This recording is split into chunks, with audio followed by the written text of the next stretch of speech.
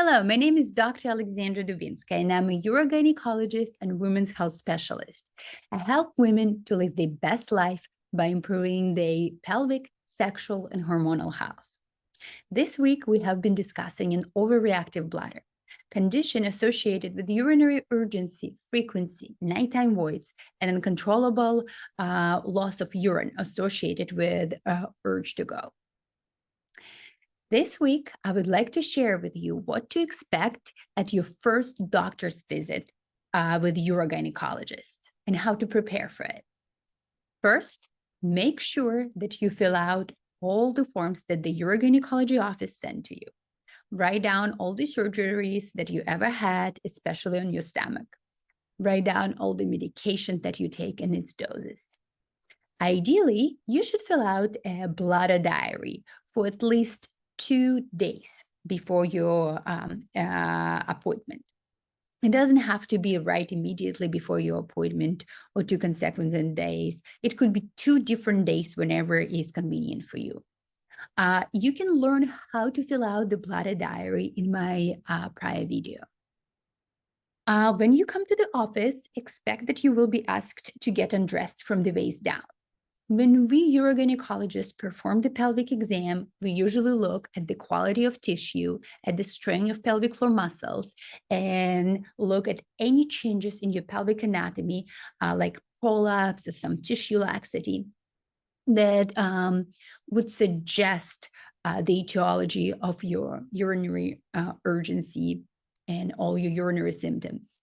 You might be asked to cough, to bear down, or even jump, and the urine might come out during those tests. Don't worry. If it happens, it's actually make our job as a physicians so much easier because it tells us that you also has another type of urinary incontinence, a stress urinary incontinence. And I will tell you about that type of incontinence in my next videos.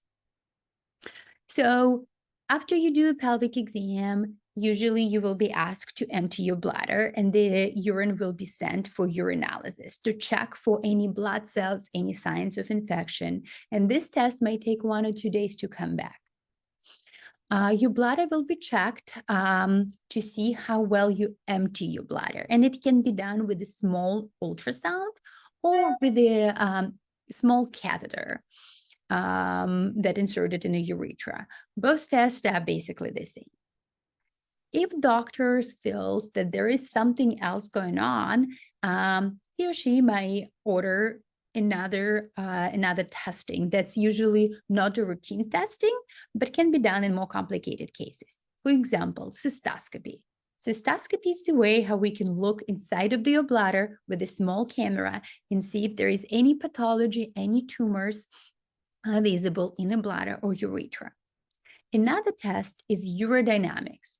It's a functional test that helps us answer the question, what exactly going on with your bladder on a normally daily basis? That's a little more invasive test and takes about an hour to perform and usually done on another day, not at your first appointment. And during that test, the small catheters inserts in your bladder, in your rectum, and the bladder being filled with the fluid. You also would be asked to cough, to sneeze, to bear down, and to actually empty your bladder. This test is helpful if you're planning to undergo a surgery or if your past medical history or your symptoms is a little too complex.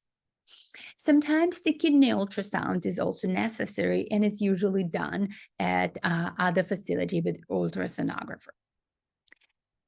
After all the history taking and exam, you probably will sit down with your doctor and discuss what the findings are and what's the next step. Make sure to feel open and ask all the questions. And also be open to try some treatment methods. Remember, if you already got to your doctor's appointment, you probably already tried some lifestyle interventions and they probably didn't really work for you if you're still seeing the physician. So be open. Try options the doctor offering to you. Make sure that you establish a follow-up appointment in a month or two, or at whichever interval doctor wants to see you. And if you want to learn more how you can improve your quality of life and what are other treatment methods that are available for reactive bladder, watch my next video. See you soon.